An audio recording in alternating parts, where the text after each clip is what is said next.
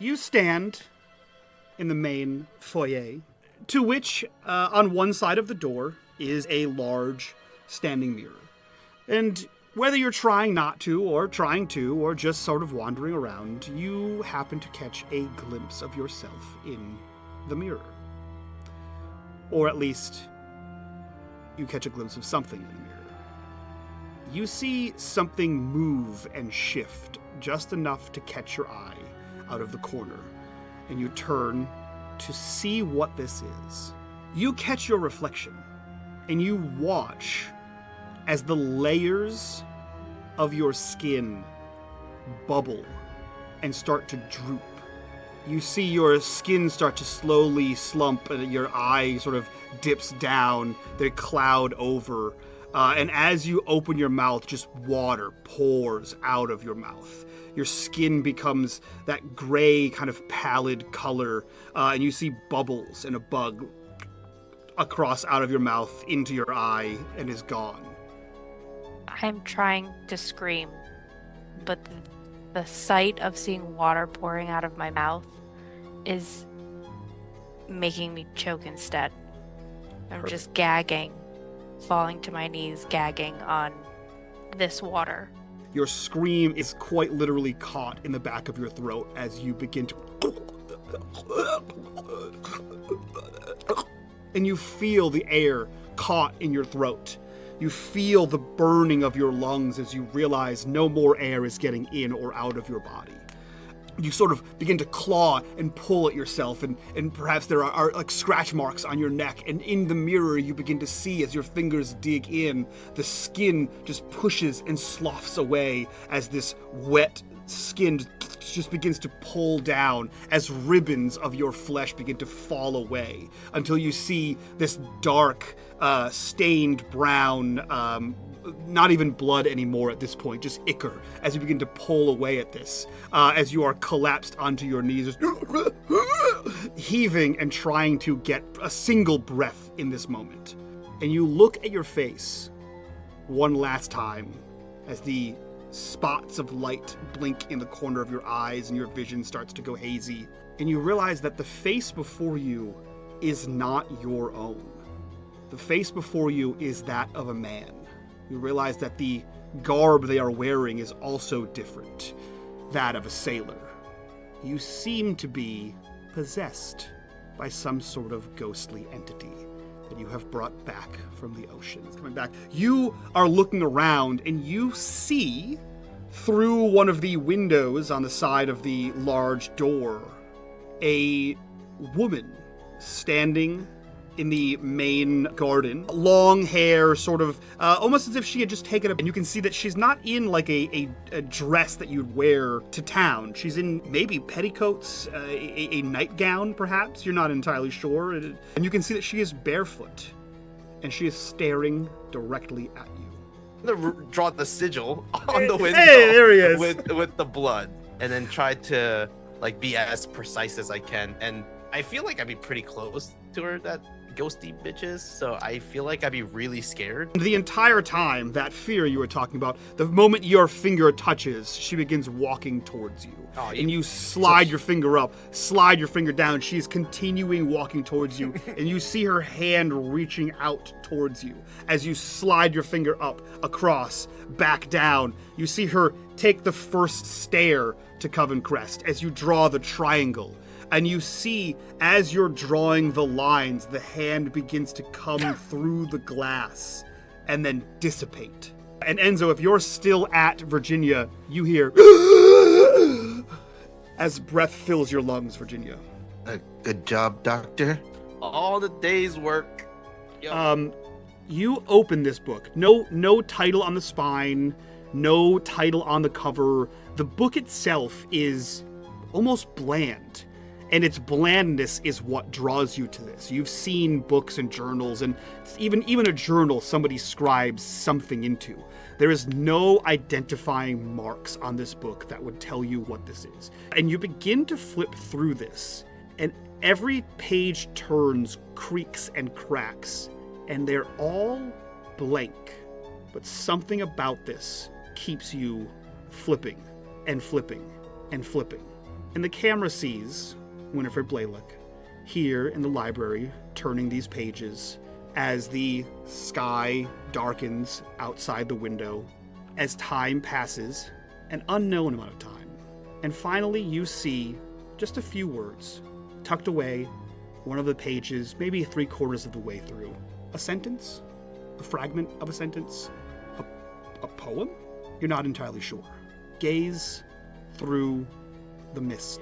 You steady yourself, and you lean just enough to get your eyesight over the edge of the cliff. And you see no less than 6 men, you presume, scaling the cliff. The sound you're hearing is the hammer strikes of their, the blows of their hammers striking pythons into the side of the cliff face. Okay, can I help you, gentlemen? The person that looks up to you, you see their sallow gray skin, their vacant white eyes, and it opens its mouth and just water begins to run through this. As you see its hand reach up, and you see black veins all throughout it as it bangs something else into this thing and begins to climb the wall. Enzo quickly moves away, grabs the nearest largest thing he can find, lifts it, looks down at whichever one's in the lead of this little climbing pack, and just, all right, and just drops it right on his head.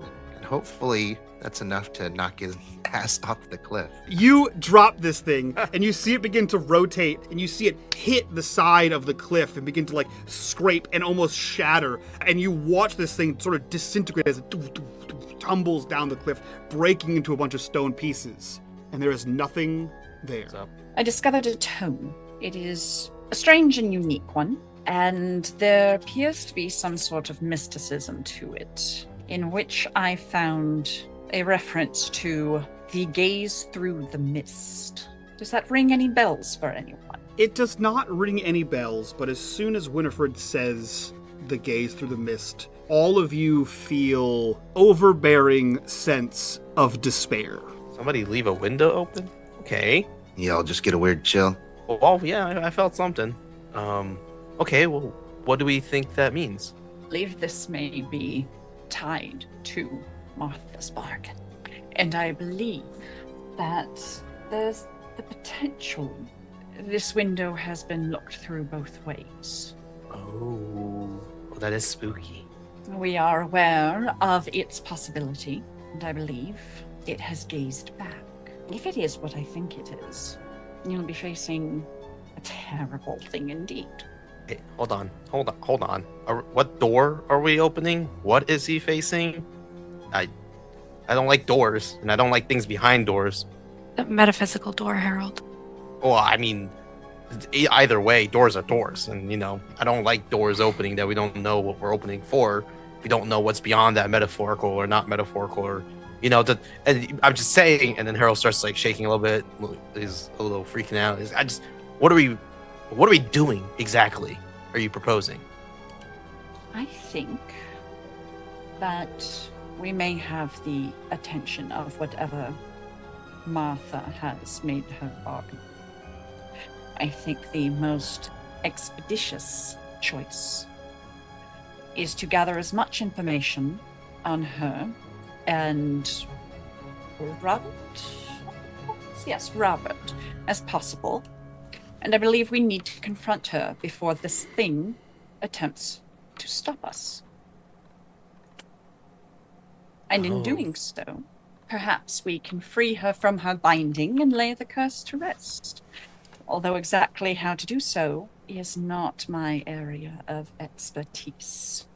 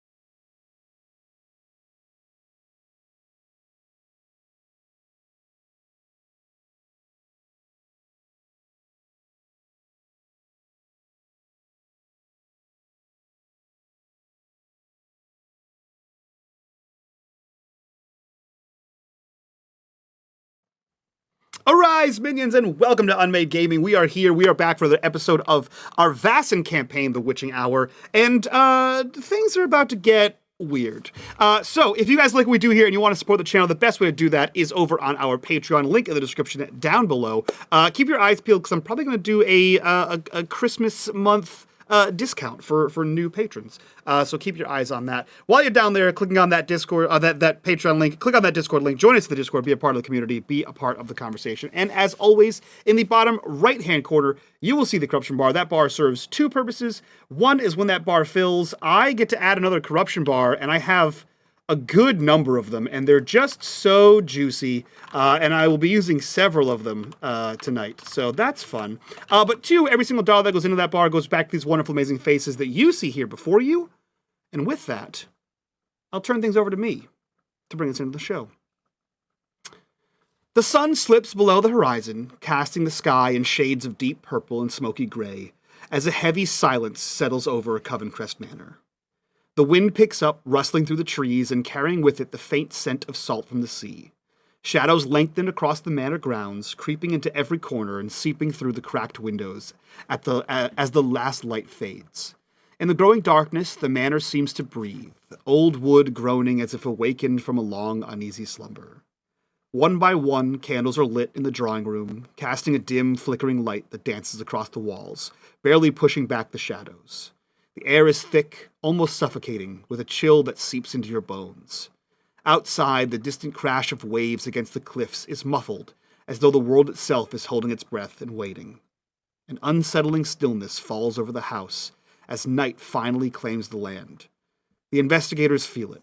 Something watching. Something waiting. Its presence heavy and unseen. The time for answers draws near, but the questions hang like whispers on the edge of hearing, taunting and elusive. With nightfall comes the promise of secrets long buried, and as the darkness deepens, so too does the sense of dread. The seance awaits, and with it, the specters of the past ready to speak through the veil, but at what cost? The four of you find yourselves still within Covencrest Manor. Night has settled around you, what are the four of you doing in this moment? I think Winifred is sitting with a glass that has a few ice cubes in it, and just 2 fingers of whiskey. Some of the ice has melted just enough to open the whiskey, so it's got that it's Irish whiskey. It's got that nice sweet flavor to it, and she's just sort of holding the glass, admiring it, and watching, just kind of glaring into the liquid.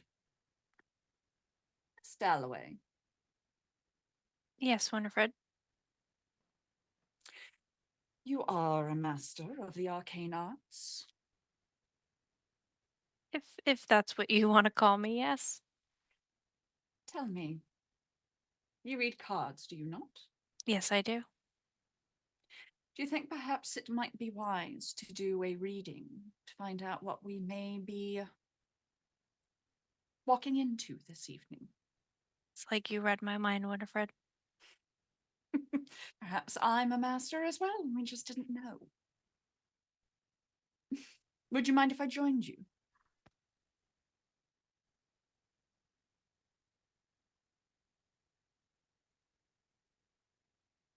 Can you guys hear me okay? Yeah. Yeah. Okay. Would you mind if I joined you, Miss Dalloway? Oh, absolutely. Thank you. I think you cut out. Gentlemen, do you wish to join us as well, or do you have other pursuits before we head into what could only be certain death? I have some things to take care of. What are we doing? We're going to do a card reading. Oh, I love cards. What are we playing? Not Oh, not that not kind that of kind. card. What? We're not. No. No, this is not a game of cards. We're going to Miss Dalloway is going to do a reading of the tarot cards. You don't know how to read cards? You need Virginia here to read cards for you? I thought you were like book smart or something. Yes, book smart, not gambling hall smart, I'm afraid. Okay. Well, yeah, let's do it. I'm down to play some cards. What are we playing? We're not playing. This Oh. is a how would you describe it, Miss Dalloway? We're reading fortunes. I love reading. Let's do it. How did you pass your medical exams? All right, where are we going? And he kind of turns his body, even though we're pretty, I assume we're pretty close by. He's just gonna awkwardly just shift his body into a random direction. Right. Turns out 40 years ago there weren't medical exams. If you just say that you're a doctor, yeah, if you just say that you're a doctor for long enough, people just keep believing you. Like you can't Google Harold and be like, hey, is that guy actually a doctor? He just confidently says he's a doctor. People let him do the work. One day, I found a bottle of prescription medicine and I gave it to somebody, and I became a doctor.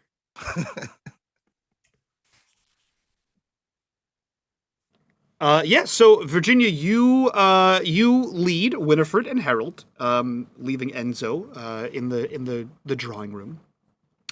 You lead the two of them to a parlor just down the hall. A nice central table is there. Nice high-backed chairs for you to sit with.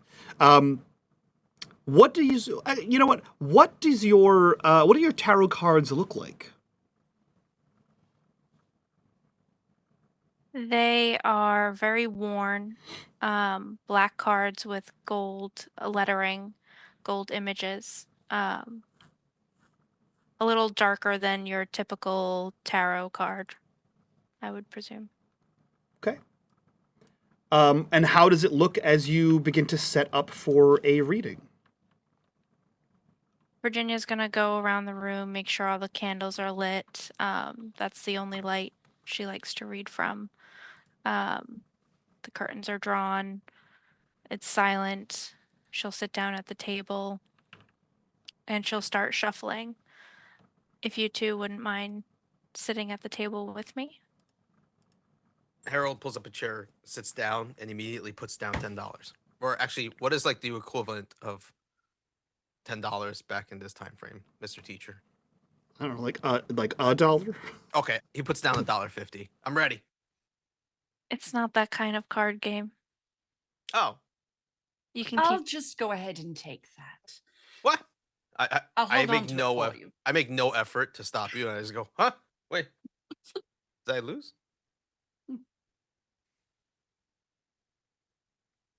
Virginia's Instead. going to continue to shuffle her deck until she feels that it's about the right energy. You see her split the deck into 3 different piles.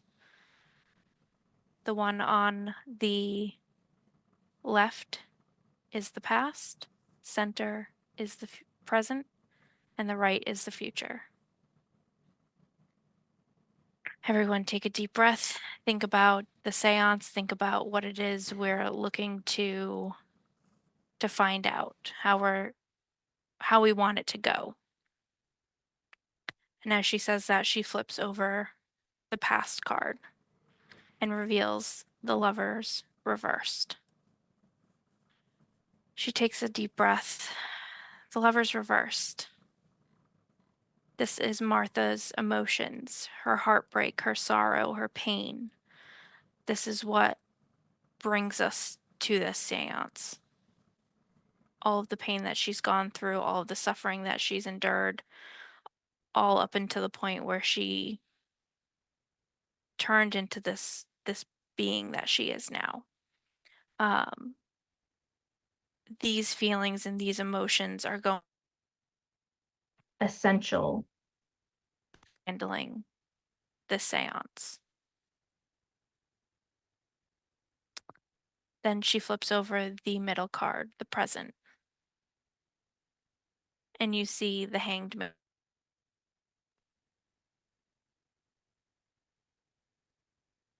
This is the seance itself. It's not going to go as we want it to.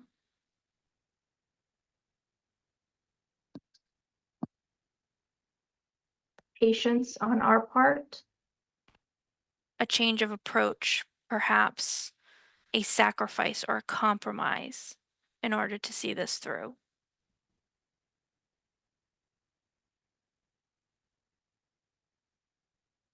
And then the future. And she flips over the moon. This does not guarantee a success or a failure. It could go either way. The future isn't clear. It will leave us with unease, perhaps partial answers, maybe even new questions. If we do fail, know that we will not get the answers that we desire. Warning. Should we succeed, it will come with a price. And she folds her hands in her lap.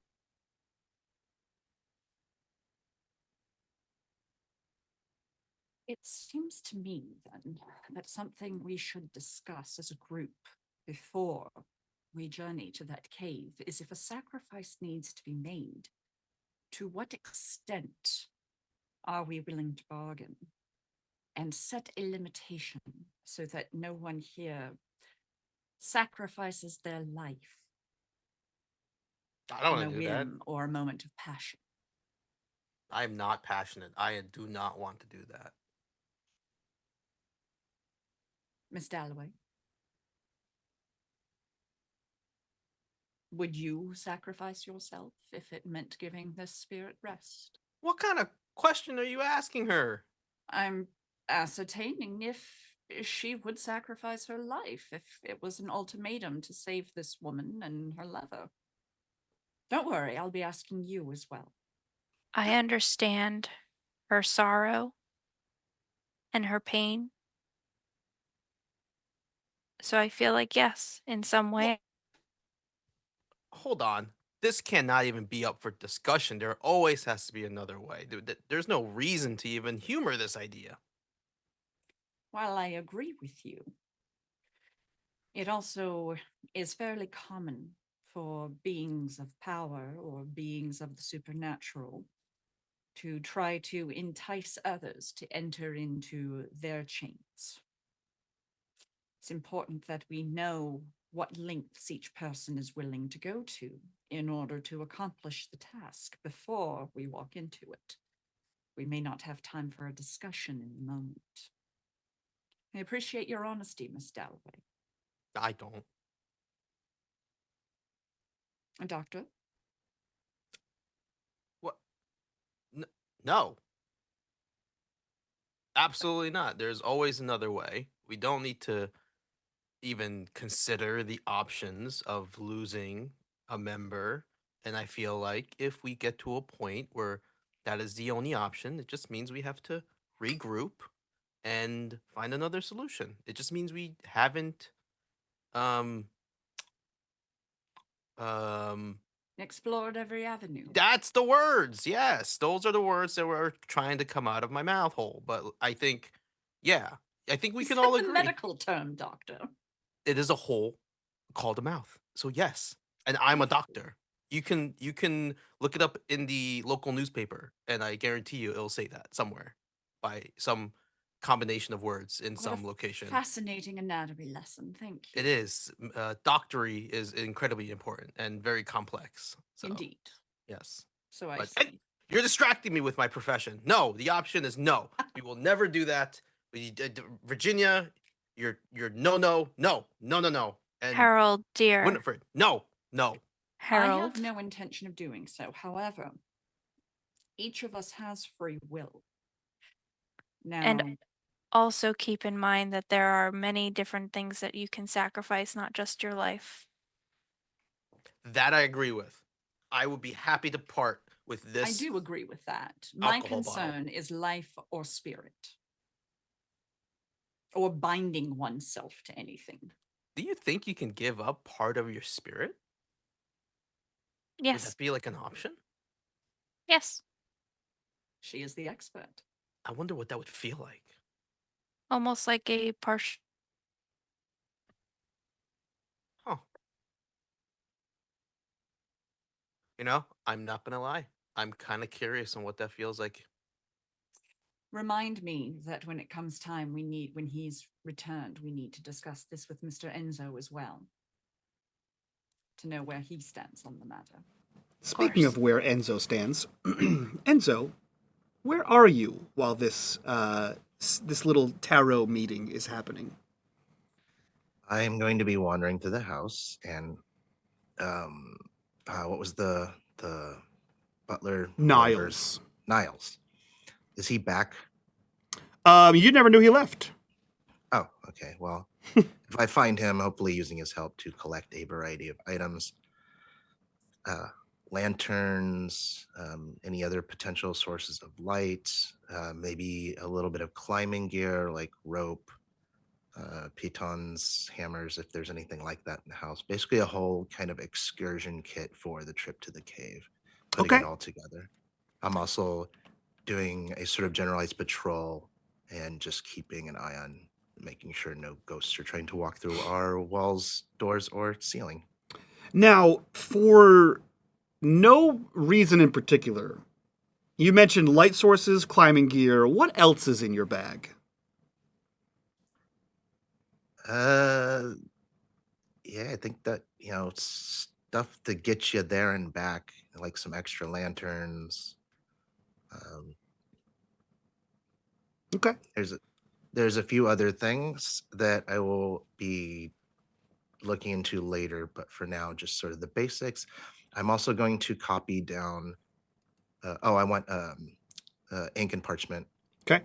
and I'm going to copy down the runes that Harold wrote on the door that's in his blood to stopped the creature from getting through.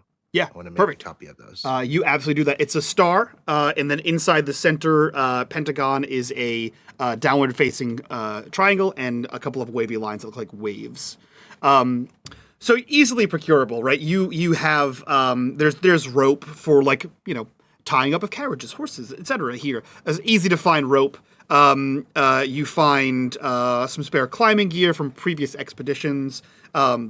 A number of lanterns, candles, etc. that you can throw in there. And there are several small packs of travel quills and ink and paper for that as well.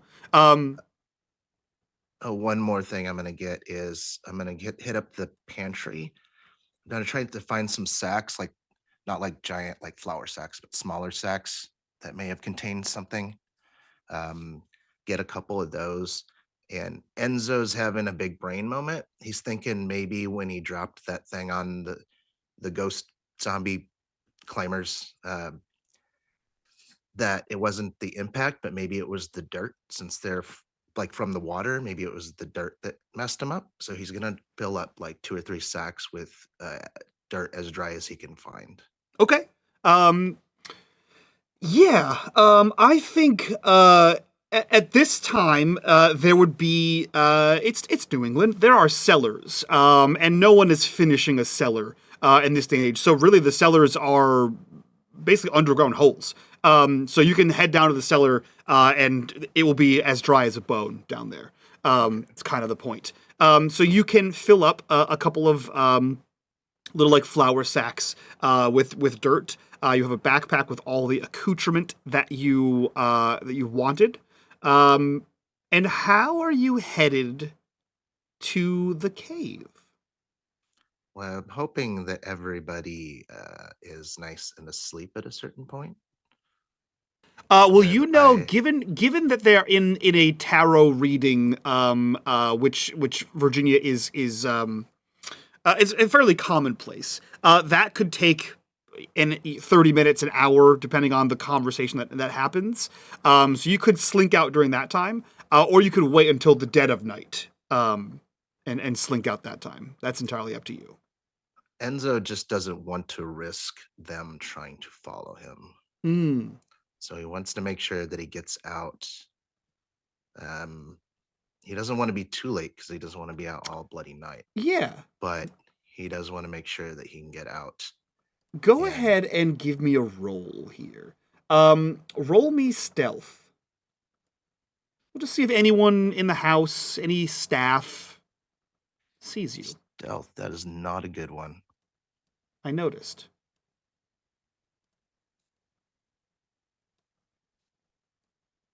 Okay. You're fairly certain that if you time it right, you can get out while before they're out of the parlor. What you can't account for is if anyone on staff or Niles himself, who just seems to pop up from time to time, will see you. But you're fairly certain you can account for your companions not seeing you. Okay, then at first opportunity, he is going to gather the gear, and he is going to head down into town. Outstanding. Are you taking a carriage? Are you walking? Taking a horse? It's gonna walk. How long of a walk is it? It's about a 20-minute walk to town. Oh yeah, you're walking then. Yeah, As long as it's not basically 3 or 4 they're at the hours. top of a cliff and you're just walking down this big ass hill. Cool. So you walk down, and it's not the winter, right? But it's the fall, and it is seaside, so there is that chill of the night air, the wind coming off of the ocean, the kind of mist, salt spray just existing permanently in the air.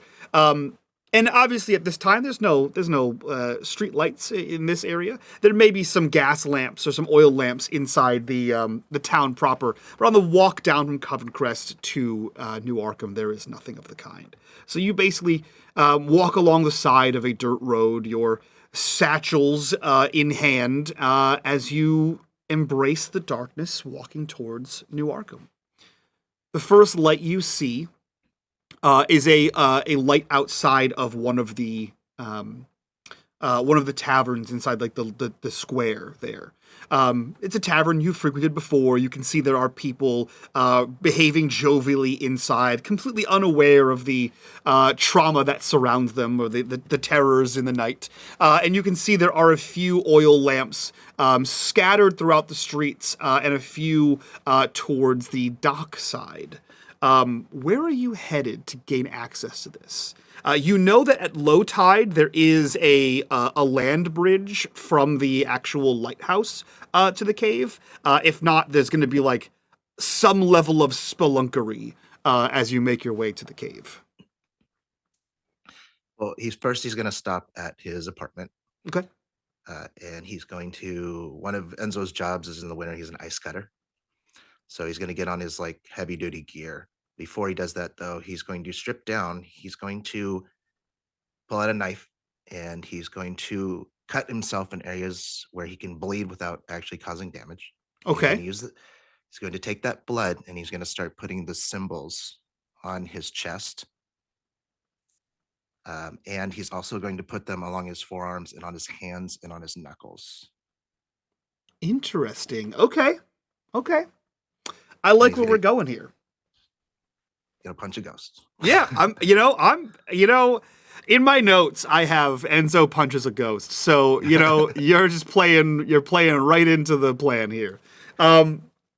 Outstanding. So you do this. You basically perform a level of self-sacrifice, self-flagellation to cover yourself in these blood runes, performing your own kind of magic.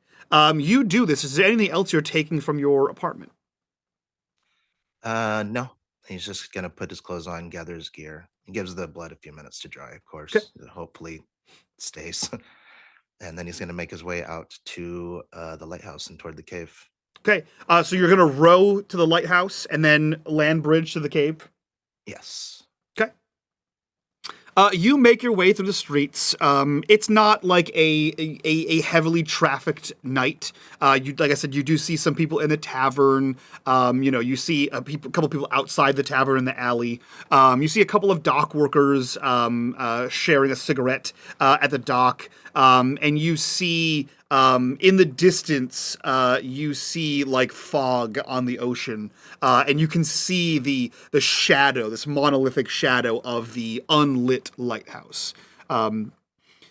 There's been a bulletin put out, a news report, more or less, put out to not have ships arrive at nightfall here, since the lighthouse is unlit and cannot be lit for the reasonable time. So the dock workers that usually work the night shift are just sort of aimless at this point. You head down. You actually moored your little dinghy, the rowboat you had. You guys had moored it down on the beach itself, so it's exactly where you left it.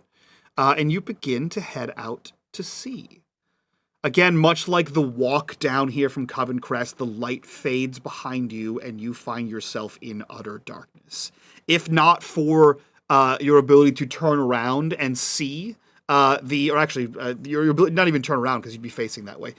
Your ability to see the dimming lights of New Arkham, you'd have no idea what direction you were rowing in. The ocean sort of glasses out and everything blends sky and sea as you row out towards this lighthouse. Eventually, you hear the scraping of stones on the bottom of the boat, and you realize you are in a shallow, so you can hop out, pull the boat ashore, and you've made it solo to the lighthouse. What are you doing? I am going to start making my way, as best I know, toward the cave. You said there's kind of like a path that leads down there, right? Yeah, essentially it's like almost like a sandbar, but like rockier. So that when it's low tide, just enough land is at like surface level that you can actually walk across the water there. All right. So periodically, I've brought a few lanterns. So periodically, I'm going to be lighting these lanterns and kind of leaving them along the trail. So basically to give me sort of a beacon back in case something goes weird. Sure. I'm going to have a bag of dirt by my side, just in case. This All I may can not think of work. is the jar of dirt. It's my jar of dirt. Pirates of the Caribbean. And make my way down toward this cave in hopes of finding something out that might help us. Hell yeah. We see Enzo walking towards this cave. You see the cliffside rise up on the opposite side from Covencrest. And you see a what is ultimately a maw in the side of this cave, bored through by centuries of water sort of spilling in at high and low tide, carving a toothy hole in the side of this mountain, in the side of this cliff face. And as we watch the shadow of Enzo recede away from the trail of lanterns, we'll cut back to Covencrest. Virginia, Winifred, you are sat around the table discussing sacrifices. What are you two doing? Winifred pulls out a couple of the journals from hunters that she has and begins making a shopping list. Okay. And she's going down the list, just writing things that tie into different superstitions that one might use to fight supernatural entities. She writes down salt, silver, iron nails, mistletoe, lavender, clove tobacco, a bag of grain, a thread with knots tied up and down it. She also turns to Miss Dalloway. Would you by chance be willing? You have a rapport with the local clergy, do you not? I would say a loose friendship, sure. Excellent. Do you think you could go ask them for some holy water and perhaps any relics or trinkets they might use in the case of fear of the presence of supernatural forces? Sure, I would be happy to. Outstanding. Doctor, do you think you know those sigils well enough to perhaps put them onto some sort of talisman or amulet or something that we could put on a cord or a chain to wear that might help protect us? Could write on a piece of paper. I think that would suffice. Just something we could place on ourselves. Okay. Yeah. I think I could. I'm a fantastic artist, so I think I can definitely do this. Outstanding. I'm excited. And then Harold gets all like shifty and he's like hyped up. Without saying a word, he's gonna start running around the house looking for pieces of cloth, fabric, any kind of even like a wood, block of wood, just anything he can just makeshift into a necklace, a shawl maybe, and I don't know, some just fabric that you just wrap around like a belt with a little sigil on it. Um, You can easily find any of those things around here. There are fireplaces in many of the rooms, so there's constantly wood around, wood scraps from local deliveries and local okay, axemen. this is great. Grab some of that wood, Ash. All right, give me like 5 minutes. Give me like a couple minutes. I'll make something cool. I got this. And Niles can find you any sort of parchment or ink or leather straps that you may need for your project. Okay, I'm gonna write this down and I'll be right back. So Harold busies himself with arts and crafts. Winifred is arson for a second. Arson crafts. Yeah, like, what? Arson crafts. Arson crafts.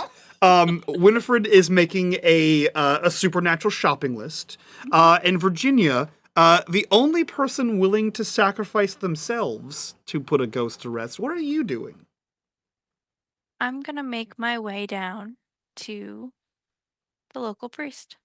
Interesting. How are you doing so? Are you taking a nighttime stroll in the dark alone? Or are you taking a carriage or a horse? Bro. Actually, I need to go buy some clove tobacco. If you want, I'll get a carriage. And I Sure, we can ride drop you off together. and pick you up. I like that plan. Easy enough. Sounds like the most ominous description of like. What do you mean, Paul? You're gonna walk in the dark by yourself alone? Are you going off into the dark by Enzo yourself? Enzo just did it. He was fine. I'm sure. Yeah, but Enzo punches ghosts. That's so- true. So far. And Virginia has a habit of getting possessed. Yeah. Also yeah. true. Consistently. Also true. Rough time. So the two of you summon Niles, or find him rather, and he readies a carriage, the local stagecoach, the Covencrest stagecoach. There's a footman, and the two of you are welcomed into the carriage. The footman closes the door, mounts the front of it, and with the crack of a whip, the two of you are off to town, leaving Harold all alone. Go ahead. Miss Dalloway, I do have one favor to ask of you. Sure, what is it? If you plan to make a sacrifice, before you do, will you discuss it with us? Oh, of course. I would never do anything against the group. Oh, it's not even against the group, just so we know what the nature of the agreement is. Should it go wrong and we have to do something to rescue or put you down, I would prefer to know what the nature of the agreement is. Of course. I would hope it doesn't come to this. Of course, but... Well, I've grown rather partial to you. Oh, well, thank you. And then just make small talk. How do you recover from that? How do you make small talk from that? I'll kill you if I have to, but I'd prefer not to. Anyway, the weather. Have you seen? To notice the doctor shifting. He turned away from us to the right. It seemed rather odd to me, as though he was I can't help but wonder which side of his bag he keeps his liquor in. The right side. So it is just a general manifestation of preference. Interesting. Real answer is both sides. Just saying, he has a holster. 2 bottles on the other side. The He has answer is shoulder yes. holsters. The answer Keep you is on your yeah. toes. He's got a tube that goes straight into his liver. So as you make small talk and or gossip, the camera transitions back to the cliffside, where we see Enzo standing outside of this cave opening. Enzo, you can't. I mean, I assume you have some sort of light source with you, but it is almost impenetrably dark in this cave, as if something about this cave is deflecting light. You hold this up, your lantern, and you can barely see a few feet in front of you as you stand outside this cave. Oh, fun. All right. Well, lantern in hand, making my way in slowly, just staying alert. The light's not penetrating that well. I'll probably lay down candles and just light them along the way, like every couple of feet, just in case something happens. There's at least a trail. And I'm just going to push my way forward, cautiously looking for anything peculiar. Peculiar. Anything peculiar. Go ahead and make me an investigation roll. Is it investigate? Yeah, it's investigation. Sorry, I have 7 freely games in my head. Yeah, I know the feeling.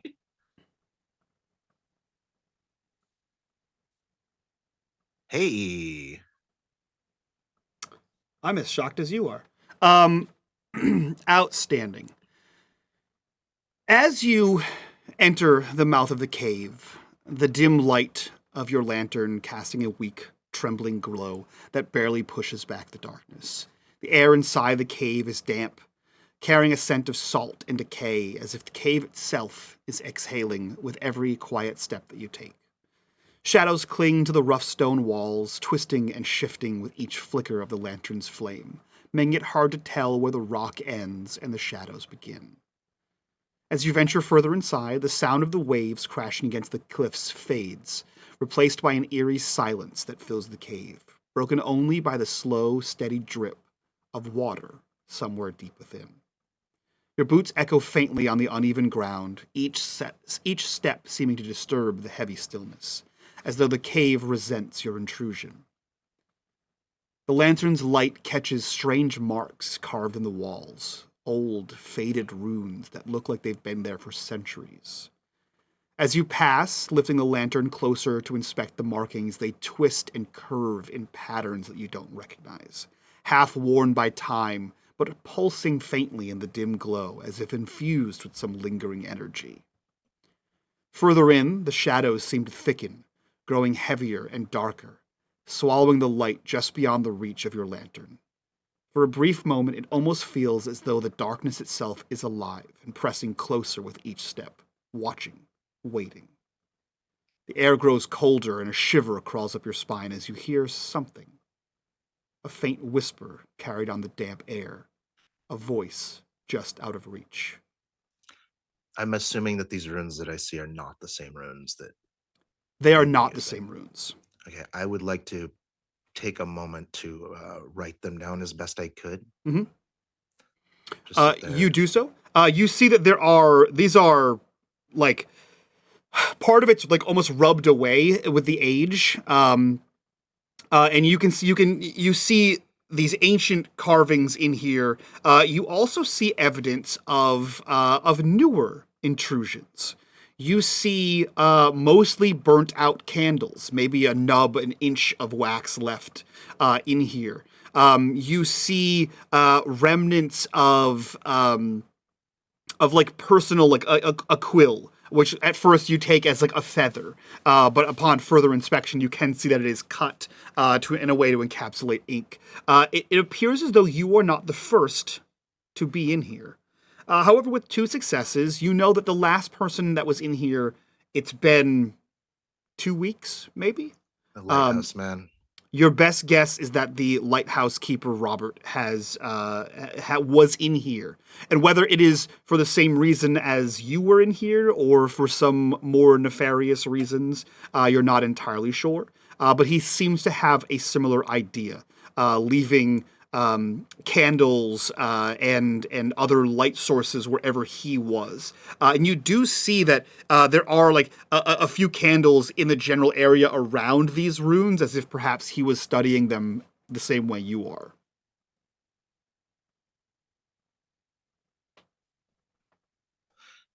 Did he leave anything behind? Just, you said like a quill and...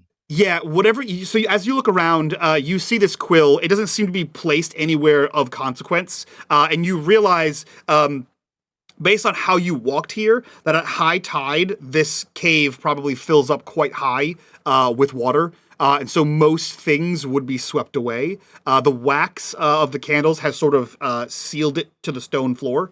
That's the only reason why they have not gone out, or getting pulled out, rather. And the quill looks like it might have just flown back in and out and just sort of settled here in the most recent low tide.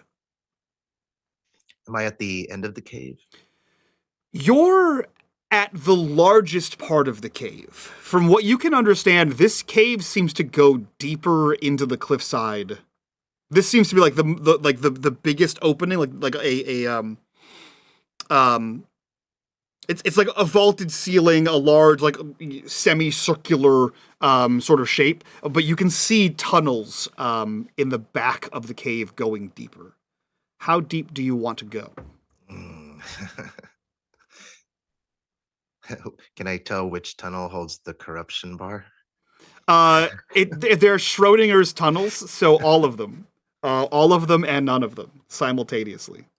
All right, I'm gonna poke my head into one of these caves and just see if there's anything. I guess I'll just kind of poke through all of them just a little ways, just see if there's anything in particular that catches my eye. Yeah. These aren't particularly like complex tunnel system. Your best guess here, you're not a geologist, but these aren't from like earthquakes or fissures opening up. These seem to be water paths. Either there was groundwater somewhere and the waves coming in here has like intruded on groundwater and sort of punched a hole into the land. So you see that several of them branch off from this main chamber towards the back. And then as you kind of maybe take a 2-minute walk down one of them, it loops back into another one, almost like a river delta. So a lot of these paths branch and sort of come back together into one moderately, at least you can walk one abreast, right? You don't have to like squeeze by one larger tunnel that seems to go deeper. So you're not going to get lost in these tunnels, but there is one central tunnel that seems to go deeper under the mountain or under the cliffs. All right, here goes nothing. I will continue my way down. As long as it does not take like an entire hour. If time starts to stretch on too long, he will just reverse course. Well, the funny thing is, do you have a watch? Do you have a timepiece of some kind? Probably not. It's real hard to tell how long things take with no watch. You head into the cave, into this tunnel, making your way through that delta, and you follow the central tunnel. You begin to see refuse. There are small bones, animal bones, likely from rats or other carrion creatures here. Meaning that this part of the cave probably doesn't get as much water. This part here is likely above the water threshold, or at least above it enough that when high tide comes in, it doesn't wash this area out. And as you sort of realize that the cave walls are a bit drier. The air feels a bit warmer as you hit that underground area, but not with the wind coming off the water. As you make your way in here, you can hear the thrum of your heartbeat in your ears as the oppressive sound of silence just sort of pushes in around you as you are in this tunnel.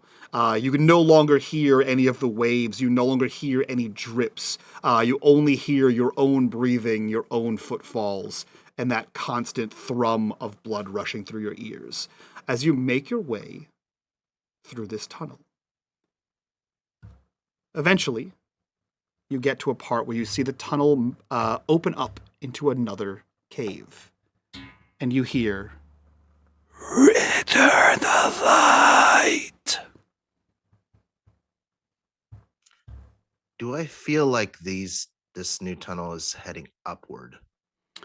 At some point, the tunnel did head upward. It seems to have leveled out. But not like it's, say, reaching for us. Just trying to figure out if maybe if it exits in a different place. It doesn't seem like it's going high enough for you to be at ground level. Or where the top of the cliff would be, rather. Okay. It may open up to another cliff, another cave system that you're not entirely sure of. And there's no like survey of the area to point out the other caves. Yeah. All right. A little deeper then. Let's see if I can catch a glimpse of whatever's yelling at me. Outstanding. You head deeper in, and the tunnel eventually opens up into a small cavern. Your best guess, roughly 10 by 15, 10 by 12, so average room size. Jagged and a relatively low ceiling. How tall is Enzo? Enzo, I think I put him at 6'4". Okay. So as you approach into this area, you are stooped. You feel like as the tunnel almost shrinks smaller as you go, to a point where you're kind of stooping low. This the ceiling of this cave is maybe 5'6" on a good day. So you're kind of hunched a little bit, or almost like in a sort of squat walk, as you hold your lantern. At this point, Enzo, your lantern sheds light inches in front of you. What are you doing in this cave? Well, if I don't have any light, I'll light up a candle and see if it's any different than the lantern. Okay. You light up a candle, holding them both in your hand, similar light, But if you put the candle down, like, and secure it, at least you have that little bubble of light there, Yeah. and you can sort of do that more if you need to. I didn't notice any more runes or anything else. Go ahead and roll me investigation. This one will require 2 successes.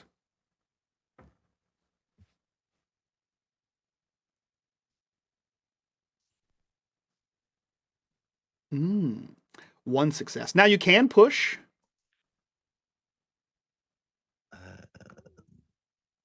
Trying to figure out exactly how many dice I roll for this. You roll 5 dice. 5. Okay, and then if I push, I keep the success, so I'll be rolling 4. Yep. Okay, yeah, let's go ahead and push. I'm going to be probably at this point exhausted. Okay. Yeah, so after we roll that, you can check that off. And then just And minus I think, 1 on bonus. yeah, minus 1 on the bonus. Yep.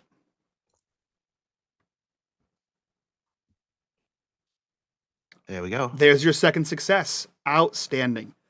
You begin to put these candles down, just shedding enough light that you can barely make out the outline of things. The first thing you notice is this this cave here is 5 and change feet at the edge. The closer you get to the center, the more squat you have to be. The dead center of this room is maybe 4 feet. Everything seems to pile up to the center of this, like a stone, sort of a little tiny hill inside of here. And as you get towards the center, at first you discount it as more refuse that you saw in the tunnels.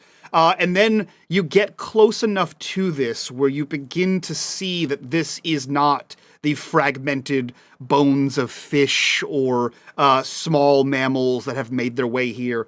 These are purpose-placed. This is a site of something. You see unnatural scratches in the mound. The animals are positioned in a way that in death they may have been splayed. And you note that most of the bones, if not all of them, again, you're not a biologist, but most of the bones, if not all of them, seem to be in place as if this animal was killed here or died here, and then nothing has touched it since its death. And the death was long enough for the bones to be completely devoid of any sort of like matter other than bone. You see, again, there are these unnatural, like, gouges in here.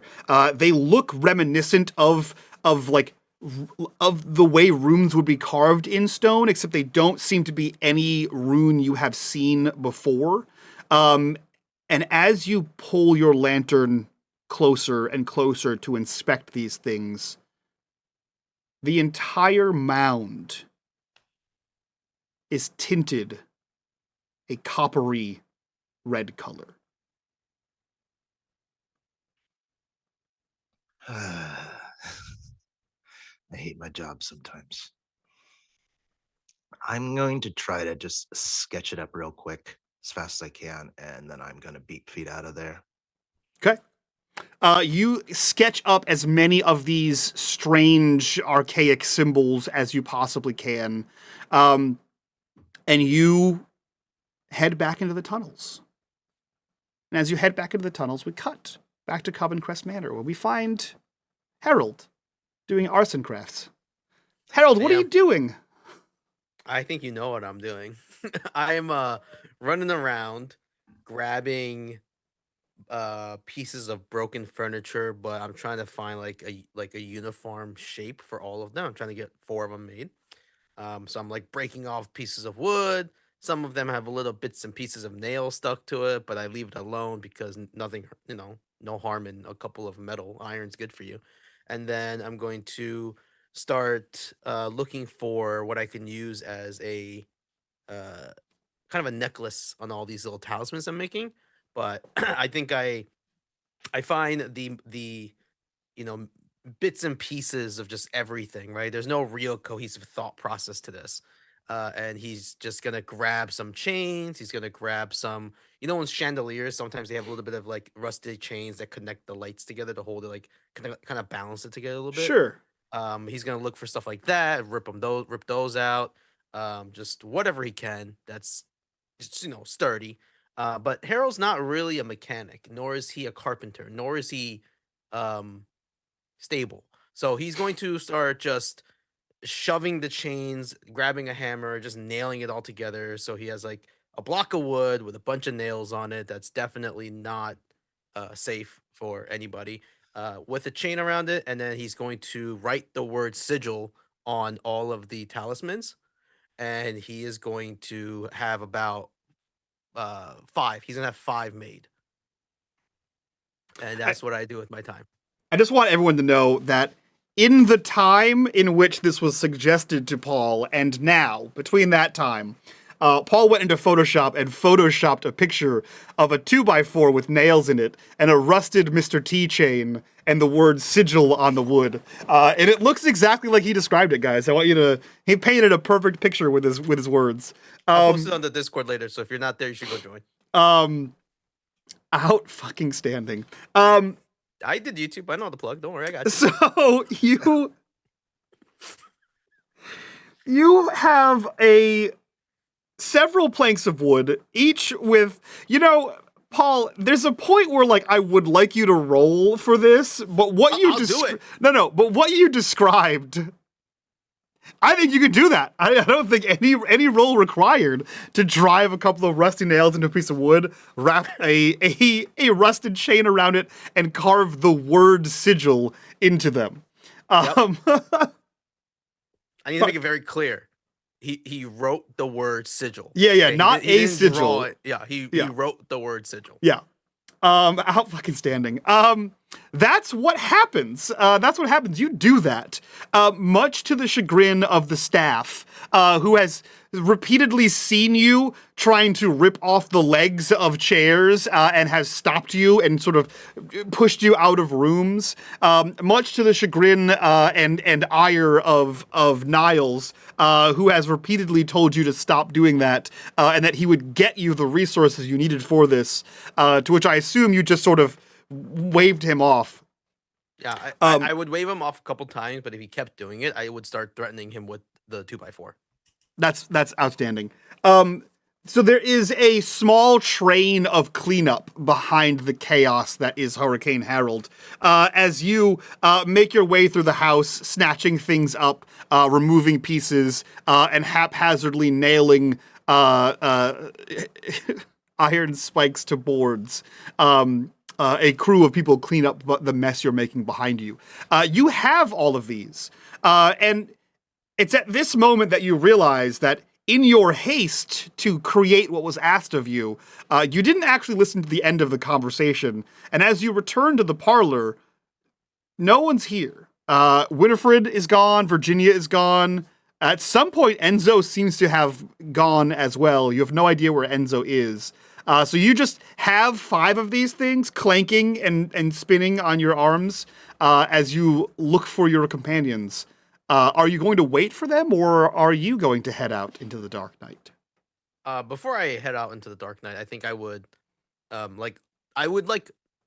shimmy across all the rooms and just like call out Virginia, Enzo, Winifred, Nigel. No one answers for Nigel, for sure. You head across the rooms, and it does take you quite a bit of time. Covencrest Manor does have some 20 to 60 rooms, depending on the day. And it takes you a while to wander through, and before you realize none of your friends are here. Huh. Maybe, I wonder, what did they say? Winifred said, make something. What was I making? Okay, whatever. Doesn't matter. And then I think Enzo said something. I can't remember though. Oh man, hold on. Maybe I wrote it down. And I'm gonna like rummage through my bag and look for a notebook. And I realize I don't have a notebook. And be like, oh, I gotta find that notebook later. Okay. You know what? They must have just went out to get a drink. And maybe I just been, yeah, that's what it is. Who am I talking to? What the fuck? I'm gonna put all my talismans in my bag, all 5 of them. I assume this is getting pretty heavy, but I don't care. I'm buff. And then I'm gonna put my little cloak that I took from the lighthouse with all the ruins on it. I'm gonna wrap that around as a poncho and look for a lantern or some sort of light source, and then kind of step outside of the and make my way towards very confidently for whatever reason towards the. I assume there's like a local tavern Mhm. or a local inn or something. I'm gonna make my way there. The true irony is that Harold is the second most buff person here, um, which is just truly concerning. Now, are you walking or are you also taking a carriage? I'm walking. Outstanding. Outstanding. I should rather. I'm shuffling. Yeah, a slow trudge. Yeah. A slow trudge. Every day he's shuffling. That's the, I'm the Six Flags guy. Remember the old Six Flags? I'm sorry, Mike. You can never have a serious game with me. I'm so sorry. The Six Flags guy. I feel so bad. Mike describes this like a beautiful scene. Enzo's going through this like life-altering trauma, and here I am carving sigil on wood. The word sigil on wood. A protective sigil. It just says a protective sigil. Fuck me. I knew my audience. So we follow Harold down what would be a 20-minute walk, which extends to about 40 minutes at the elderly pace of Harold, into the town of New Arkham, or the city of New Arkham, where we see Virginia and Winifred have already arrived. Where are the two of you headed off to? I'm heading off to the local church. Okay, and Winifred? I am going to hit a shop where I might find some pipe tobacco, and then I also need to find like a mercantile type store. And I'm also going to eventually, I guess I'll have to go to. I need to find mistletoe and lavender, a florist. Okay. Yeah, this is a port city. We have that. Okay, cool. I can wait for the florist after I pick up. The florist may not be open at night. What time is it? It's definitely dark. It's like post dinner. If there's a local like apothecary, they might have Yeah. it. Apothecary might. Yeah. Well, yeah, because mistletoe is also has medicinal properties. So does lavender. Yeah. Okay, I'll hit an apothecary with Miss Dalloway, just so I'm not running everywhere by myself. Okay. So what we'll do is we'll have a bit of a shopping montage. So the two of you split off as you hit the general store. You see the man who operates the general store is probably in his early 50s, handlebar mustache. You see that he's like tidying up the shop for the end of day. You're probably one of the last customers. And he has most of the mundane items like salt, nails. They're all iron at this point for the most part. Tobacco, they have that. They have clove tobacco, plenty of it. Grain. Any number of thread, like a skein of twine, for you to make. The only thing they don't have is silver. And you're fairly certain that no one here is really selling silver, but I'm planning to raid the silverware back at the manor. I was gonna say, but you would be well aware that there is silverware back at the manor. Yeah. So we see a little mall montage of Winifred kind of going around the general store while pointing at things. So he gets them all for you. While Virginia heads off to the local church, and the intent is to meet back up for the apothecary.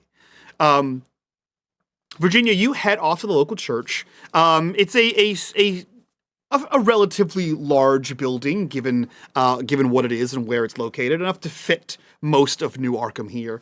Emblazoned on the front of it is the sign of the cross. You see that there is two of those arched stained glass windows in the front of it, a number of windows on the side of this thing, and a sign out front that has like daily psalms.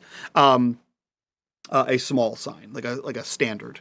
And the light is on inside. You see that there are flickering candle lights inside. I'm gonna go to one of the windows first to see if the priest or if anyone is inside. Yeah, you look through the window, and you see that there are 2 parishioners that are knelt arbitrarily through the pews in their own evening prayer. And you see at the pulpit is Father something, Father Brendan Locke, who is at the pulpit. You see that the tabernacle is closed, but the good book is open, and he seems to be preparing for tomorrow's sermon. Okay. I'd like to try to get into the church as quietly as possible. Yeah, roll me stealth. Okay.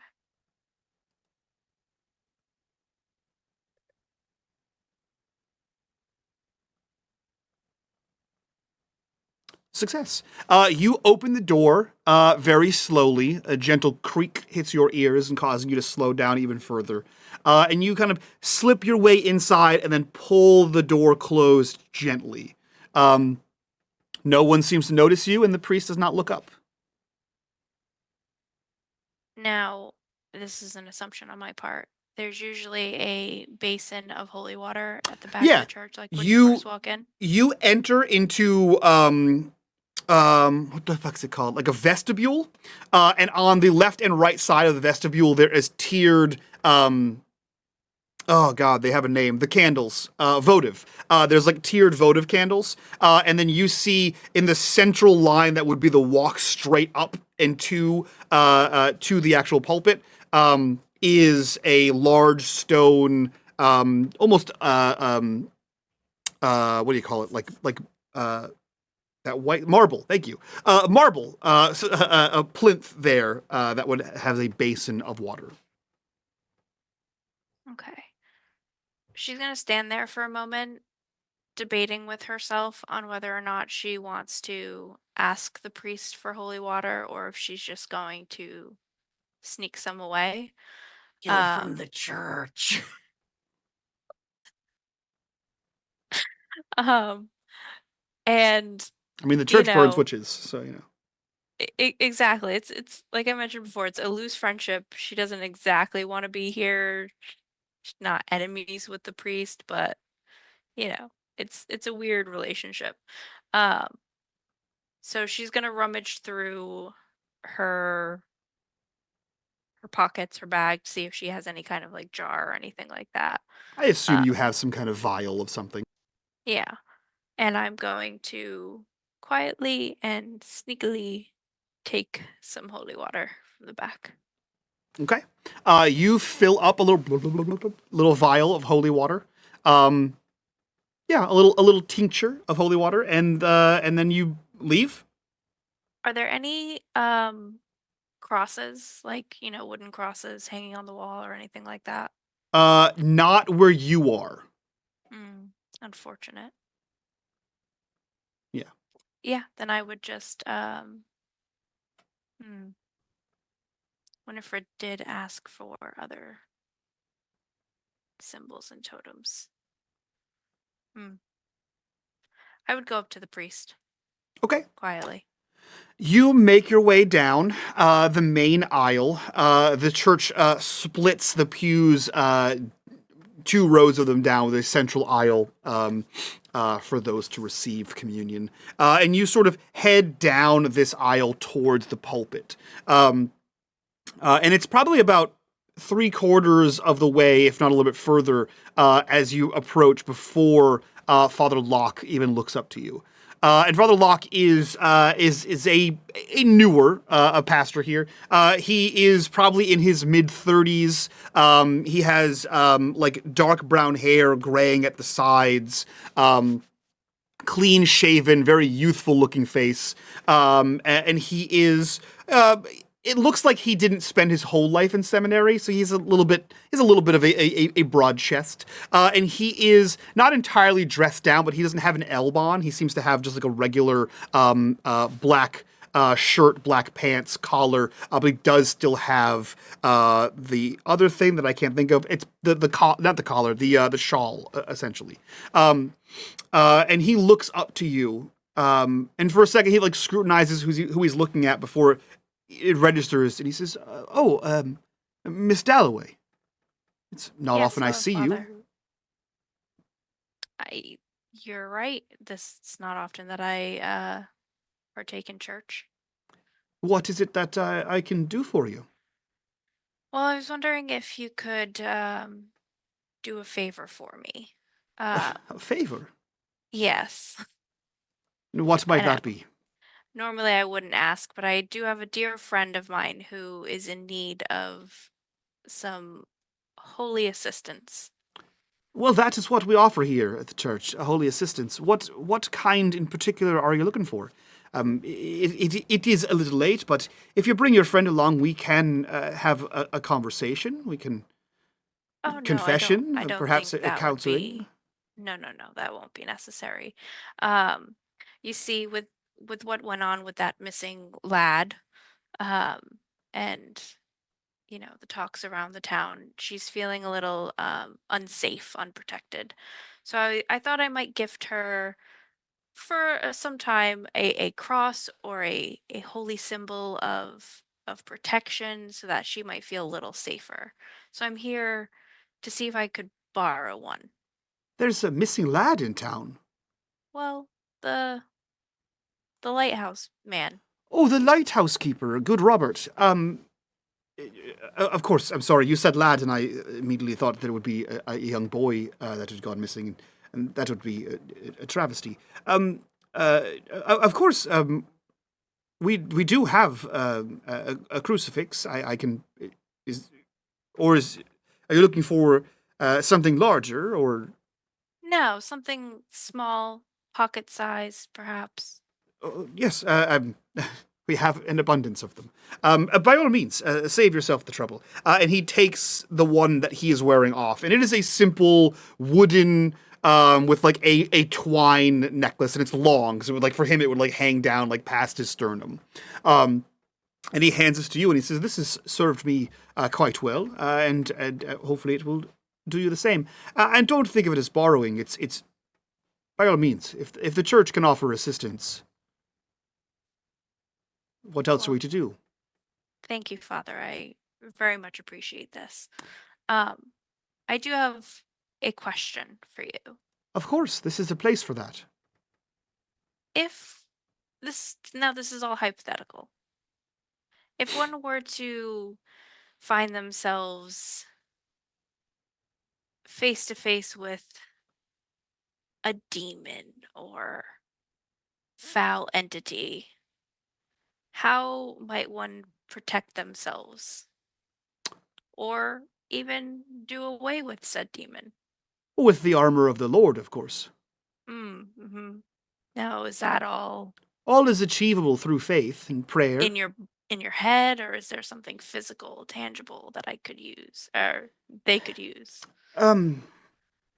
Miss Dalloway, when it comes to it, in your greatest time of need, all one has to do is search within for the holy light of the Lord.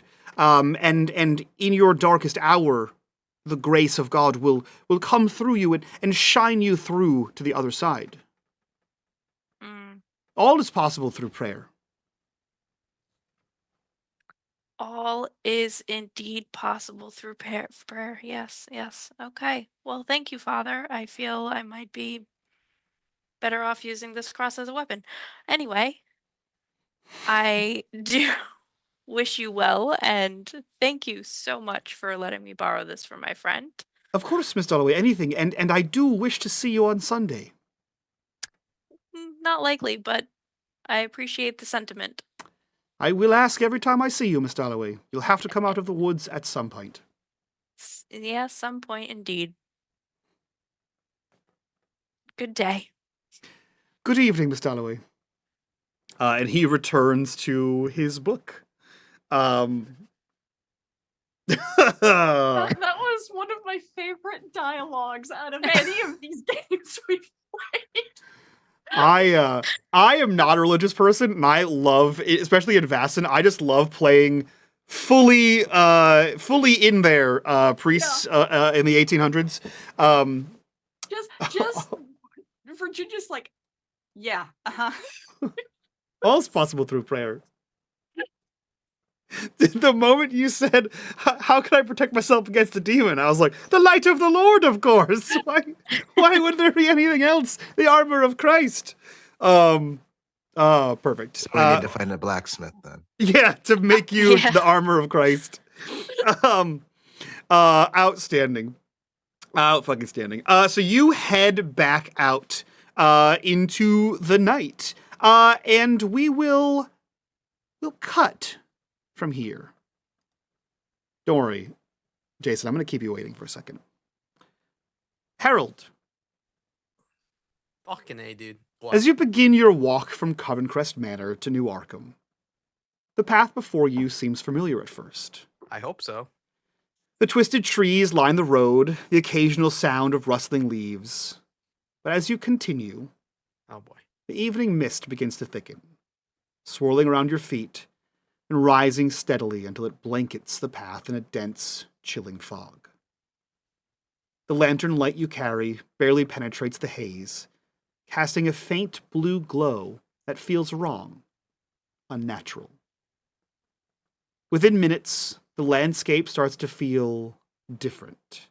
The trees seem closer, their branches twisting into clawed hands that reach out, brushing against your shoulders, as if guiding you off the path. Sounds begin to echo strangely, growing distorted. The faint cries of birds turning into whispers, and the distant croak of frogs morph into soft, overlapping voices, speaking in tones too low to understand. As you walk, the road stretches on, longer than you remember. The path seems unfamiliar. The familiar landmarks, an old signpost, a moss-covered stone, now absent or obscured. The mist grows thicker, pressing in, and you feel a disorienting sense of déjà vu, as if you've been walking in circles, covering the same ground over and over. Then, a shadowed figure appears in the mist, barely visible, standing just at the edge of the lantern's light. The figure is indistinct, its features blurred, but it seems to have been watching you for quite some time. What do you do, Harold? Nigel, is that you? As you call out the specter, it vanishes, reappearing a few steps further down the road, but never answering your call. What in the... Where am I? Where are you going? Why aren't you back at the crevice hole manor? And I'm gonna try to make my way towards... I'm gonna walk towards the...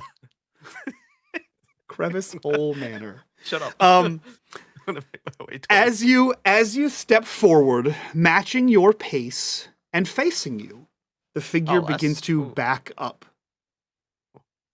Do I start to notice that, like, the environment around me is starting to, like, repeat itself a little bit? Roll me a empathize. Empathize. Which one is that? Oh, is that just... Or sorry, observation. Sorry. Observation. Okay. 0 bonus. I'm wounded. Do I hit ignore? I don't ignore conditions. Don't ignore conditions. Yep. Okay. You notice something strange about the environment. You've been walking for a long enough time that even at a slow pace, you should be at the city limits by now. What in the crickety fuckety is this?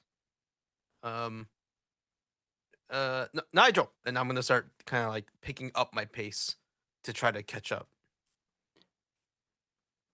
You pick up your pace, and again, matching your pace, the figure still facing you continues to back up.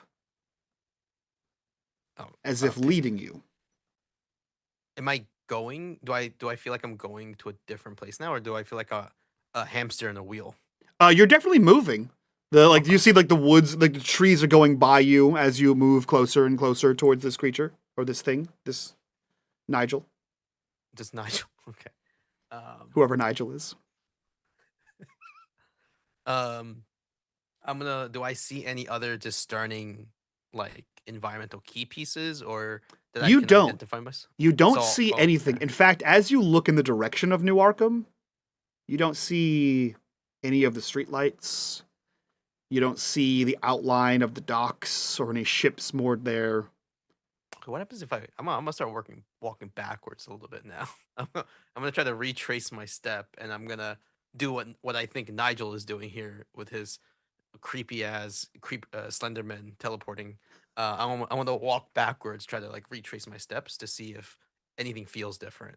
You begin to literally walk backwards. Yeah. You begin to walk backwards, and you see that the figure does not follow you, but instead you see a hand raise and it beckons you forward.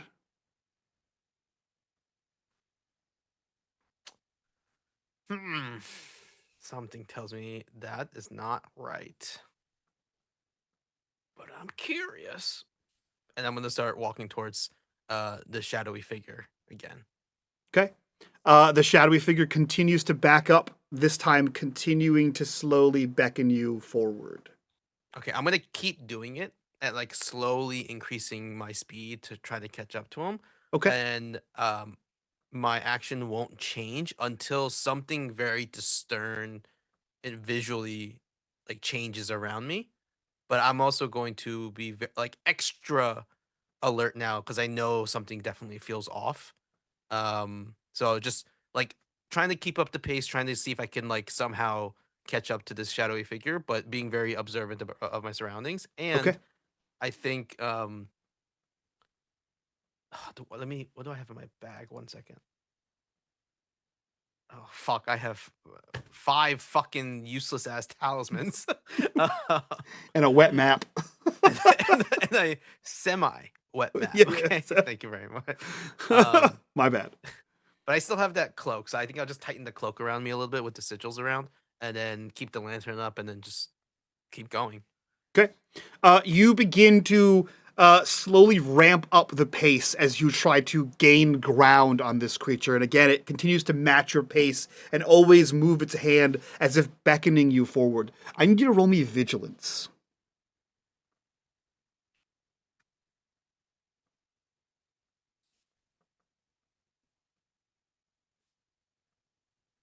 Fuck. Outstanding. Can I push? You can. I already have. What is vigilance? Is that a mental or a? So physical? you can. So the rules have changed, and you can take any condition that you think would be fitting of your current mental state. What so if happens you- when if you're you- broken? So broken is once you have all the other ones checked off. Your fourth Yeah. condition's broken, and that means you're dead. You're out of the scene. What? Oh, You're not like shit, dead, okay. but you're out of the scene. Okay, I'm gonna. You can pick no longer fright. act. I'm gonna push again. Okay. Is that okay? Yeah. Okay. Oh, do I take the condition first After. or do a after? Okay. Gotcha. Okay. Well, thank God. Thank Also, God. Indeed. FYI, I also took frightened as Yes. my condition. Perfect condition to take. You begin to gain ground on the figure that is beckoning you forward. You realize as you are in what you consider a run, as the clanking of the wood rattles as you draw your cloak tighter against you, as you move as quickly as you can towards this figure. And before long, you realize you are in fact gaining ground. And a second later, you realize that the reason is that you are gaining ground is not because you have proved faster than this specter, but that it has in fact stopped. And as you begin to full out herald sprint towards this thing to ascertain what it is, something in you has that moment of nauseating vertigo where you realize that you are higher than you should be. And as you skid to a halt with your one success, Oh, you son of a bitch. you teeter on the edge of the cliff as rocks fall over the edge. and the fog clears from your mind, and you see no specter and no fog, and that you have veered off the road and almost to your death. So, as That was Corruption Bar Harold- number 1. Oh yeah. Did I? Well, if I didn't push, I would have been fucked. All right, we'll go with that. As Harold kind of comes to a halt and takes a minute, I feel the loss of breath, and he starts to kind of like grip at his chest and uses this. It's like momentum and like excitement built up to release, and then that release was too much for Harold to fully catch, and it's now like beyond him. So now he's trying to like regain his balance. He kind of stumbles backwards, falls on the ground, still gripping his chest, breathing heavily. And then he kind of rummages through his bag without looking, and he grabs something within his bag, and he tightens the grip on it, and then he closes his eyes and counts a couple numbers in his mind, and slowly deepens his breath, and then the pulse of his breathing kind of reflects his vision as his vision starts to pulse, and then it slows down, and then he's able to regain himself, and he kind of takes a minute to stay on the ground, kind of feeling the grass in his hand, and then kind of slowly picks himself back up. Um, do I see anything around me? I know you said like the fog kind of went away and everything, but like, is there anything lingering? Do I catch the shadow of anybody or anything? It seems as though there's nothing here if there ever was. You see the faint outline of Covencrest up on the hill, and you see below you is the outline and the few dotted lights of New Arkham. Okay. Harold's gonna take a minute just to kind of reflect on what just happened, and then kind of back away, and without like losing sight of where the figure was, he's just gonna back away until he gets to a safe distance, and then kind of have a frightened shift and sprint back towards Arkham. Um, and yeah, he's just gonna not think about it, doesn't say anything, doesn't divert from the path, and just tries to run straight to Arkham Okay. as fast as he can. His tiny old legs. Perfect. We cut again. Enzo, I didn't forget about you. As you begin to retreat from what you assume to be a ritual site, you start to hear distant rumbling in the cave, a deep, guttural sound that reverberates through the stone walls of the cave. As you trudge through this central tunnel, making your way back to the split-off, the delta of cave tunnels, you realize that far earlier than it should, you step in water. Ankle-deep water. The further you go through the delta, the deeper the water gets. Yay, the tide's in. And a cold, creeping sensation around your ankles that sends a chill up your spine. And as you move towards the exit, the tide surges faster, bringing with it a sloshing, foul-smelling darkness that clings to the rocks and threatens to cut off your escape. All light from your sources have been extinguished, but for the lantern you now hold at head level as you begin to wade out into the cave mouth. What are you doing? I'm moving as fast as I can and regretting the fact that I didn't lay down a rope, which I was thinking of doing and then decided not to. Roll me force. Force. It's a good one for me.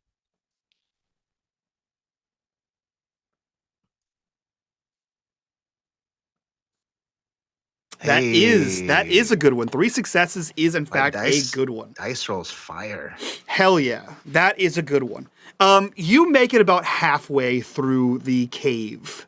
You'll make it all the way out with a 3, but before that happens, as if summoned by the dark energy of the ritual site and your intrusive presence here, you realize that you are not the only person wading through the water. You see, approaching you from the ocean side, 4 men, arguably, in various dress of mercantile shipware, dock-style uniforms, wading towards you in a similar fashion to you. The water is now probably chest high, and they're wading hands overhead through this in your direction. And though your light doesn't penetrate very far, you hold your lantern up, and something about them, perhaps it's the glow of the moon hitting just right off the water and reflecting into the cave, but they seem to be backlit by a bluish-green light, sort of illuminating them almost. And you realize as your lantern light hits them, combined with whatever this glow is, that you begin to see similar apparitions to the ones you dealt with on the cliffside. You see that their flesh is peeling off their face, waterlogged bubbles, pustules. You see barnacles, seaweed sort of wraps through their hair, and parts of their clothing is made of sea creature, seaweed, and this stench of just death and that like ocean rotting smell of rotting fish just sort of wafts over you. They seem to be unimpeded by the water as they are making their way towards you. The water continues to rise as it fills the cave. What are you doing? You are outnumbered and outgunned. They are between me and my exit, right? That is true. Oh, then there's no way to go but forward. I'm assuming you said the water's up to my chest at this point?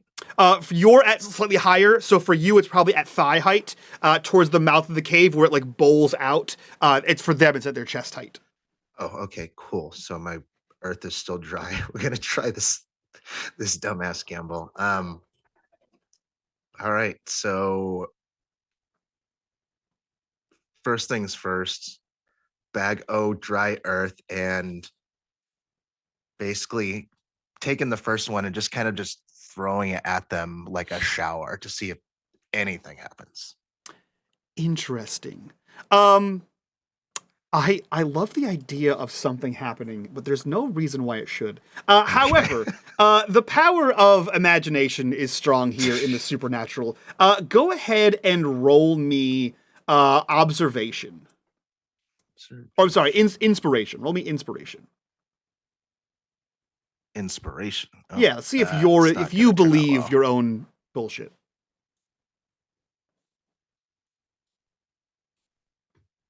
Apparently, I do not. 0 successes. You have 2 of these bags. Perhaps this is not the way to use it. But you grab the first bag, you tear the twine off of it, sort of opening it up, and you sort of shuck it at them, making an arc of dirt.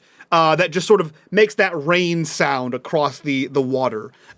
They don't seem to be fazed by this and continue to move towards you. Well, gosh darn it. I'm gonna have to stand my ground, I guess. I'm going to have, I guess, a fistful of dirt, and I'm just gonna not go any further down because I don't want to get bogged down in like when I'm throwing punches. So just gonna wait for him to get up to me, and I'm just gonna start throwing punches. Outstanding. Cool. So here's what's gonna happen. You're gonna get into a fight with ghosts because we've been asking for 3 episodes for you to punch a ghost. This goes poorly. What's nice is that I really do like the idea of the inscriptions on your hand, because as the rules of the system work, ghosts can't be harmed in combat.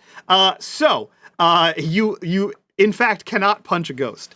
But because you have the protection sigil, and not the word sigil, across your hand and knuckles, and a fistful of your magic dirt, I will allow you to do something with the ghosts here, in a way to stop them from, killing you. So the first of these privateer specters moves within range of you. You are on slightly higher ground. You have 2 fistfuls of dirt and a backpack full of hopes. What are you doing? Throwing punches. Hell yeah. Roll me close combat, I believe. Oh no, sorry, it's force. Force is for punching things. Yeah, and I have a talent that helps with that. Hell yeah. So Tough as nails? Is 2. that one? Yep. Hell yeah.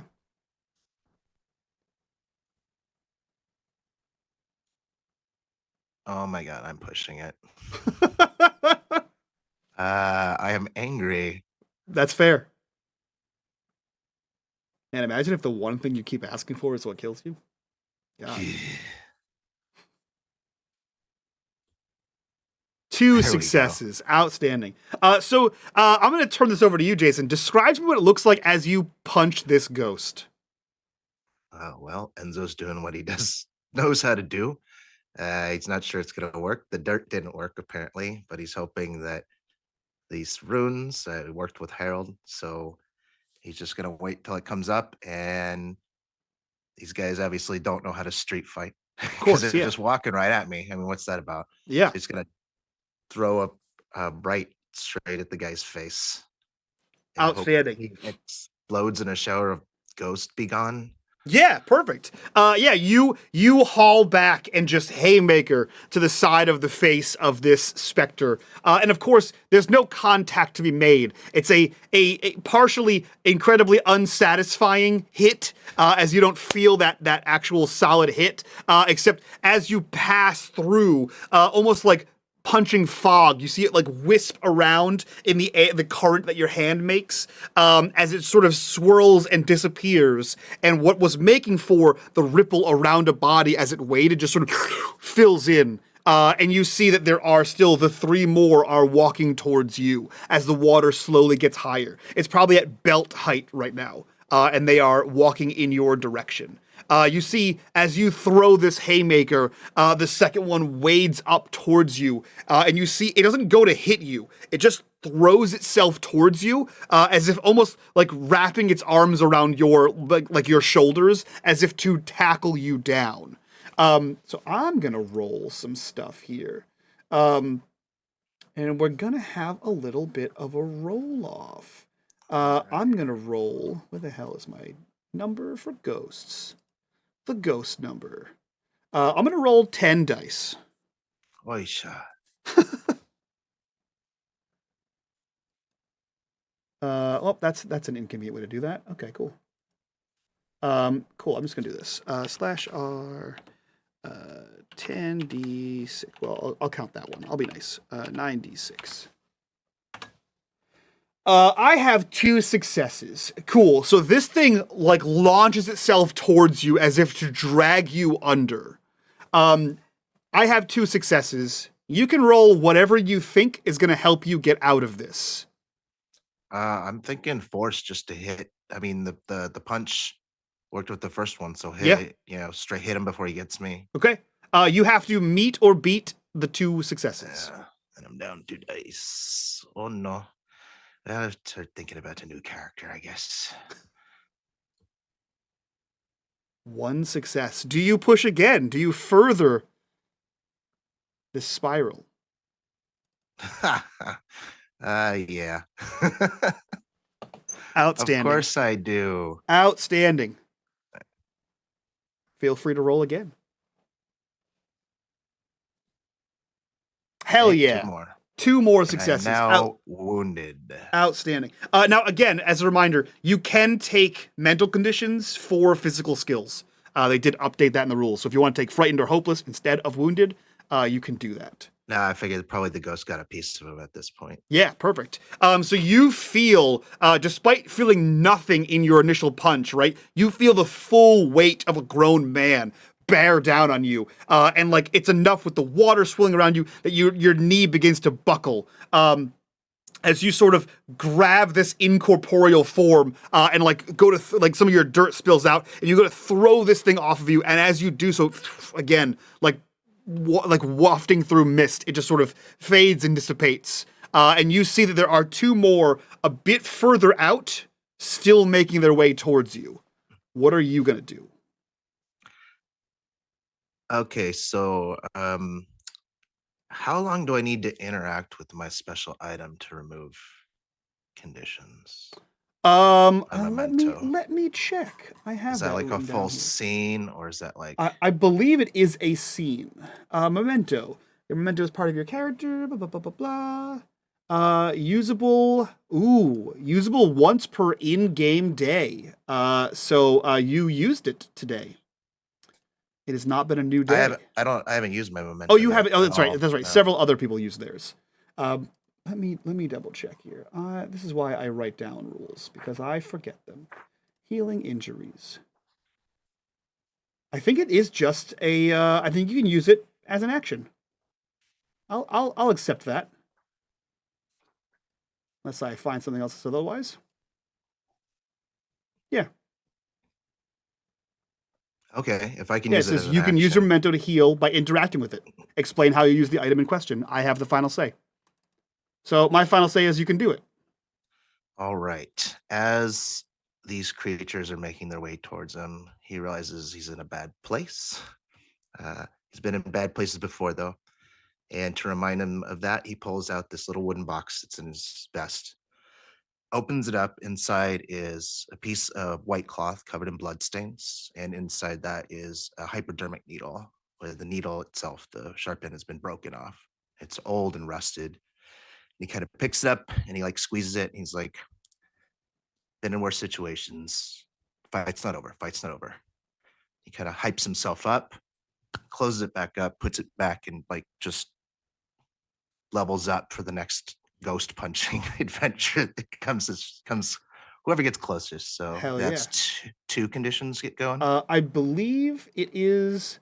You can use it. Let me see here. Where the hell did I just read that? To heal a condition. A condition. A Okay. condition. That will get rid of exhausted. Having a scene is what heals two conditions. Okay. All right. And then he just squaring up, see what happens next. Okay, you reinvigorate yourself for the fight to come, and you see the first this first specter issue the idea of fighting, and you see him like arms overhead dive under the water. And you see barely with your lantern light above you, you see something is moving through the water in your direction of like your feet, as if trying to grab you, while the other one still continues forward. What do you do? If it's coming at me under the water, I think I'm going to just keep backing up, hoping that I can get to a higher ground so it can't stay underwater. Yeah. You begin to back up, and you hit a wall. A little panic sets in, your hand sort of goes around behind you. It's all wall. I'm back into the wrong cave. There is no cave. As you quickly look behind you. I check my GPS. Yeah. U-turn. Head back around. That is corruption bar number 2. You lean back, and there is no. There should be multiple caves here. There should be multiple tunnels here, and you are feeling none of them. All right. Not much you can do. Just wait for it to get near me and hope that I can get it out of the water somehow. Yeah, I'll take that as an answer.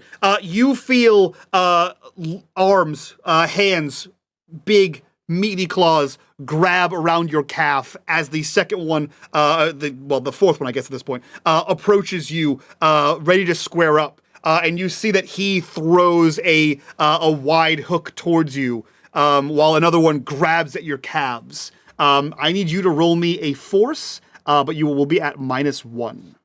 Oh, Lord.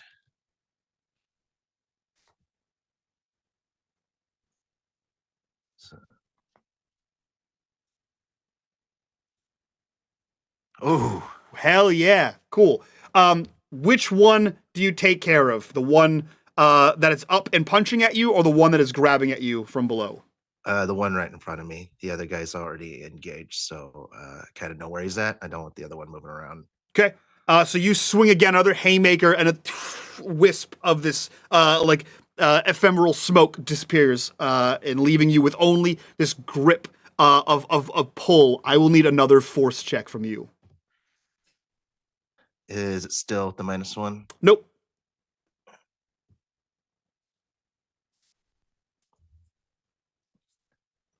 Thank God for tough as nails. Was that a second? Oh yeah, that is hell yeah. Another double success. How do you dispatch? Single. Oh, it was a single. Oh, sorry.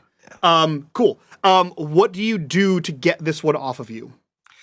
Left hand down. He figures he's gonna have to lose the runes on it anyway. Grab the hair of this thing, bring the head up, and then just slug it as soon as I pull that head out of the water. Outstanding. You reach down and your hands make contact with something. And you grab whatever this is and you wrench it out of the ground and you immediately start laying into this thing and laying into this thing. And it's a few punches in where you realize you are holding old, ratted up fishing net covered in seaweed. Jesus Christ. As you look around, the tunnels are still behind you.